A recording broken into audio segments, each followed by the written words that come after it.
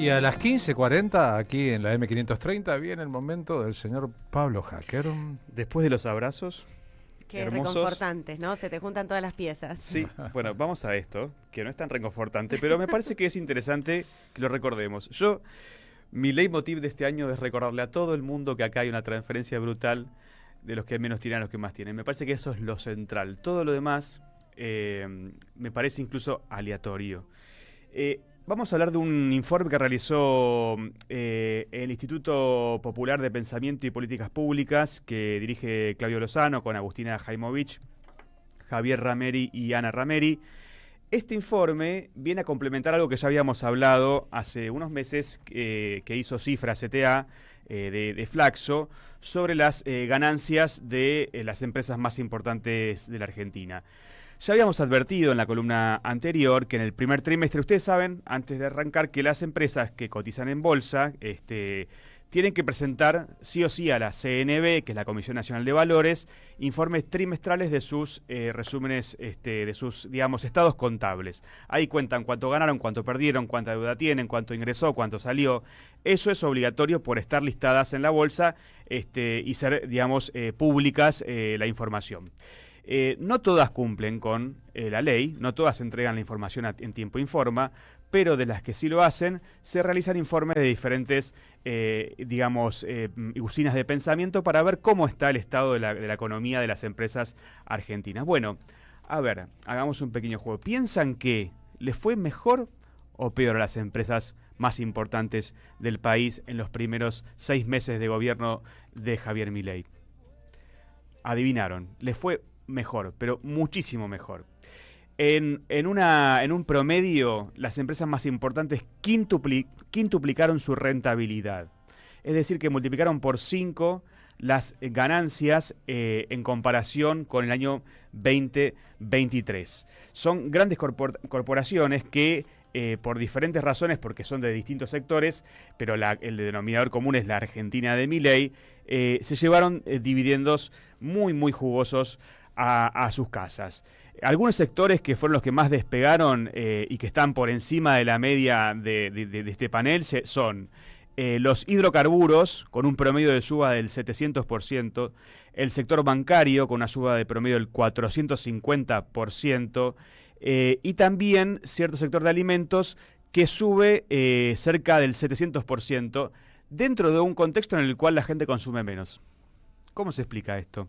¿Cómo puede ser? Porque bajan los costos. Le están bajando los costos del salario, están bajando un montón de, componentes en su cuenta que hacen que, a pesar incluso de que el consumo se haya resentido enormemente, como sucedió en estos primeros, en los 11 meses que llevamos del gobierno de Milei, pero esto es un análisis de los primeros 6, le permiten, por ejemplo, vamos a ir a unos numeritos que son un poquito fuertes. Molinos Agro, que es la cerealera de Pérez Companc, tiene un resultado operativo positivo de 7.500%.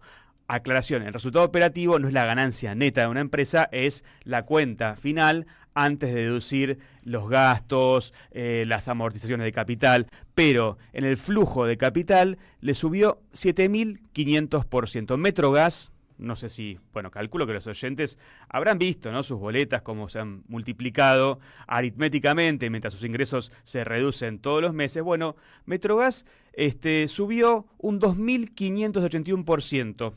Mirgor, quizá la conocen, es de la familia de Caputo. Bueno, la empresa de la familia Caputo se amplió en más de 1.000% en ese primer semestre.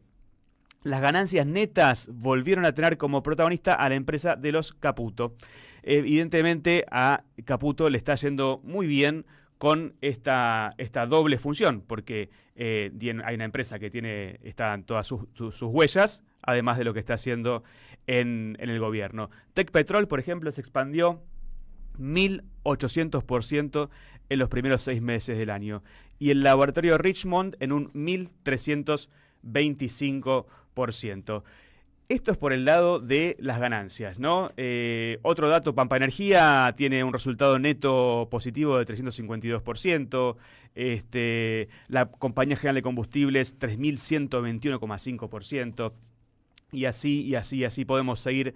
A nadie de todas estas empresas parece haberle afectado la crisis, la recesión que todo el resto de la sociedad está viviendo. Evidentemente, incluso, muy por el contrario, se ven beneficiados. Son los grandes ganadores, por supuesto, Claro. de este modelo. El sector financiero, lo hemos explicado en esta columna. Ganadores o estafadores, ¿no? Bueno, es una forma también de ponerlo, muy acertada, por cierto. ¿Y quiénes son los perdedores del gobierno de Milei? Recordemos la devaluación del casi 120% en diciembre, ¿no? Ahí es el primer salto inflacionario que se provoca con esta medida de shock, decidida por Javier Milei y Luis Caputo, que provoca el inicial y más importante bloque de transferencia de ingresos desde los sectores populares hacia el capital concentrado. De ahí en más, todo lo que venimos hablando. Los salarios registrados, tengamos en cuenta algo, ¿no? La Argentina tiene una composición de la masa de personas que perciben ingresos por su trabajo que es muy variable. Están los salarios registrados, está el sector registrado público, el privado, está el salario que no está registrado, conocido como en negro. Bueno, los salarios registrados han bajado interanualmente un 8% en el sector privado, pero si uno va al sector público es casi del 26%, o sea, 25.7% interanual es la reducción del salario de las personas que trabajan en la administración pública. Sobre ellos es sobre los que más ha recaído justamente la crisis. Mientras vemos estas ganancias multiplicadas por 5, vemos una reducción del salario real en torno al 26%. Pero además ha habido un golpe enorme a los trabajadores de la economía popular, que son los que perciben lo que se llamaba antes el potenciar trabajo. El gobierno decidió congelar este año el monto de este programa, lo que implicó un recorte real en el monto transferido del 56,3%. O sea, más de la mitad de reducción del ingreso. Y esta medida afecta a 1.2 millones de personas. Así vamos haciendo la cuenta de quienes pierden, mientras, recuerden lo que acabamos de decir, las empresas que listan en bolsa, que son las empresas más grandes, ganan extraordinariamente. Las jubilaciones, ¿qué más podemos decir? Hemos hecho especial atención y ahínco sobre esto.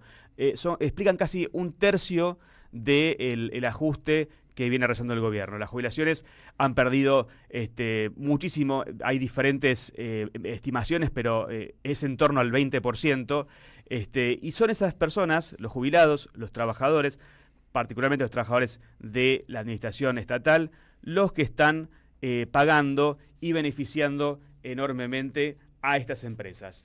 También, además del estudio que realizó Claudio Lozano, están los amigos Pablo Manzanelli y Leandro Amoretti, que son de Cifras CTA, que vienen remarcando y explicando en una sintonía muy similar a lo que acabamos de explicar, las ganancias de los grandes grupos. Ellos verifican que alrededor de las 80 sociedades que cotizan en bolsa, la gran mayoría han multiplicado enormemente sus ganancias.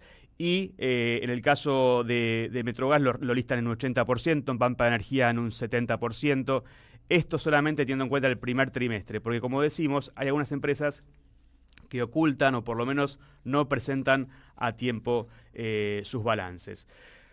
¿Qué opina Carlos al respecto? ¿Qué le parece? Que uno puede pensar que es una concesión del poder político a las grandes empresas y otros pueden pensar que las grandes empresas pudieron poner en el poder a estos políticos para que trabajen para ellos. Opción 2. Opción Definitivamente. 2, ¿no? Tengo una pregunta a los empresarios. Sí. ¿Tienen prójimo? ¿Tuvieron prójimo? ¿Fueron el prójimo de alguien o solo...? Pero no les importa, tienen empresas, grandes empresas. Lo Pero único que vale ahí es la multiplicación del dinero. Pero qué langurria no te hace proyectar un futuro No. para nadie más que para el propio engrosamiento de tus bienes capitales. Yo siempre me preguntaba esto Dios. hasta que este año me puse a estudiar un poco más. subyuga. Sí, me puse a estudiar un poquito más de economía porque algunas cosas que habíamos visto en la facultad no tenía tan en claro. Entonces siempre me hace esta pregunta, ¿no les conviene a los que venden productos o servicios, no les conviene que haya Voy a pobreza llorar. porque se vende menos?